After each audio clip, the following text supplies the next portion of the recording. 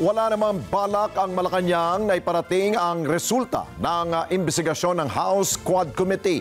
Hinggil po yan sa usapin ng EJK at War on Drugs ng Duterte Administration sa International Criminal Court o ICC. Kasabay nito, tiniyak na rin ng Malacanang na hindi na magbabago pa ang posisyon ni Pangulong Marcos Jr.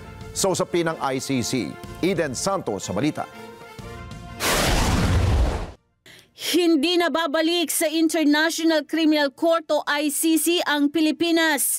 Yan ang tugon ni Executive Secretary Lucas Bersamin sa paghikayat kay Pangulong Ferdinand Marcos Jr. na isumite ang Quadcom investigation materials sa ICC.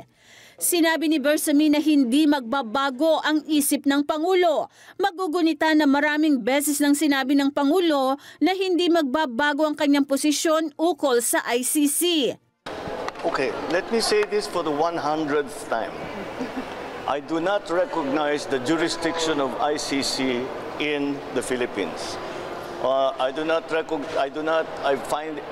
consider it as a threat to our sovereignty. Therefore, the Philippine government will not lift a finger to help any investigation that the ICC conducts.